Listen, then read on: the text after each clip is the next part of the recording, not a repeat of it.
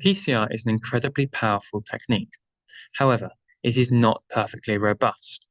Correct primer design can help to troubleshoot issues before they arise.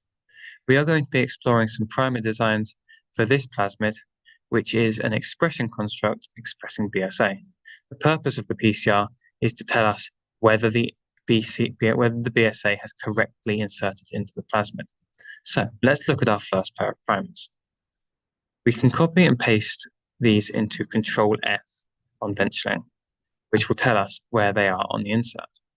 Here we can see that this primer sits just outside of the insert, where the insert is in the green, the BSA. And this second primer sits,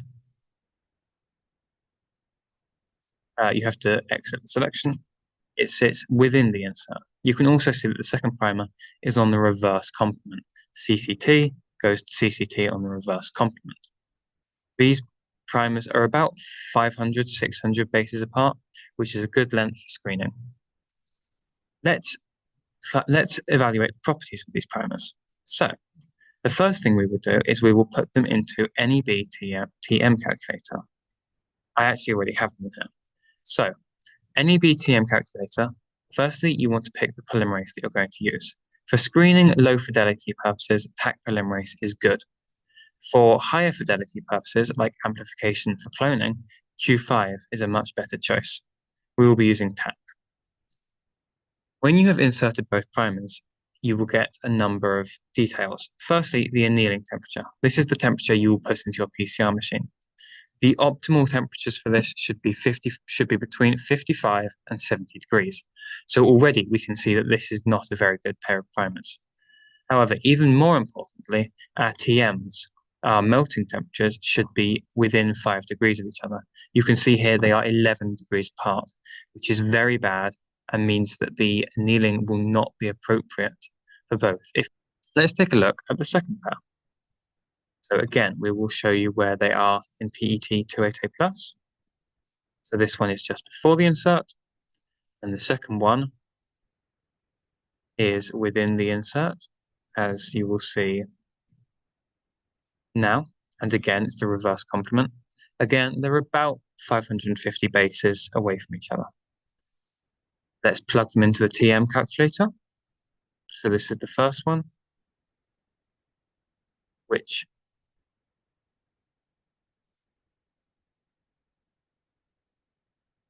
the first one is TM of 68.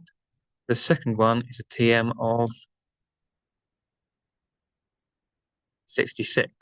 The annealing temperature is 61 degrees, which is within our 55 to 70 degree range. So this is quite good. Now, let's analyze these on IDT's oligoanalyzer tool. So this analyzes the properties of the primers in terms of secondary structures. So if I put the first sequence in and I analyze it and I click hairpin, what we should see is these hairpins here. So for hairpins, the interesting feature is the TM. The TM of these hairpins should all be less than that of the annealing temperature. Otherwise, at the annealing temperature, the primer will form a hairpin with itself, and that will severely inhibit its ability to be active during PCR. So we can see this is 70 and our annealing temperature was 61. So this is not good at all. So this primer cannot be used. Let's take a look at the second one, see if this one is salvageable. So if we click on the hairpin for this one, sometimes IDT is a bit annoying and it uses the same one as last time, and it's still doing that. So let's click Analyze Hairpin. So this one, the TM is low. So this one satisfies the TM requirement.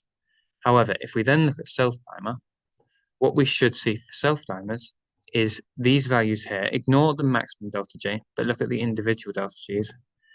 The most negative individual delta G should be less negative than -9 kilocalories per mole.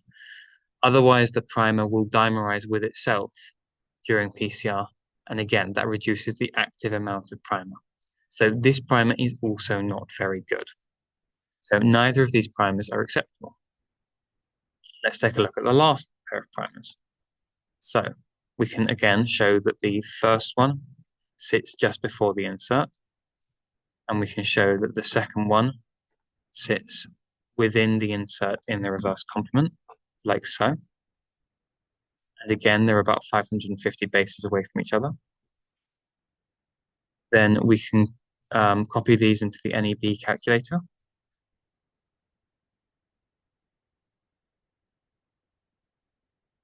And what we see is an annealing temperature of 58, which is within our acceptable range. The TMs are very close to each other, which makes these good. And then we can copy them into IDT. So starting with the top one, put it in, analyze hairpin. We will see the highest TM for the hairpin is 45, which is 13 degrees lower than 58C, which is acceptable. And the most negative delta G for self-dimer is negative 6.34, which is good. The second one, if we plug it in, is if we analyze hairpin, we see the highest TM is 51.3, which is not ideal because it's close to 58, but it is lower, so it's not prohibitive. Self-dimer, the most negative is negative 7, which is acceptable.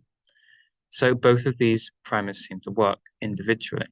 However, we also need to look at the heterodimer.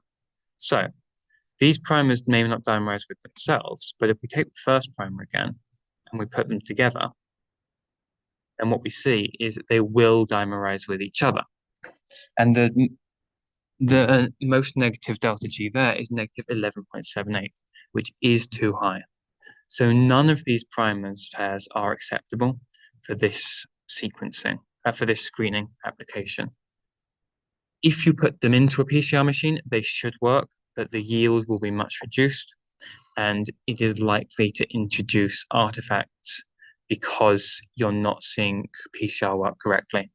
So long as you do positive and negative controls, you should see that actually even the positive control doesn't work, or it does work because, as I say, PCR isn't entirely robust, but you may still get some yield. You may simply have to run it for more cycles. So correct primer design following these principles that are detailed here will help you reduce the troubles you have with PCR.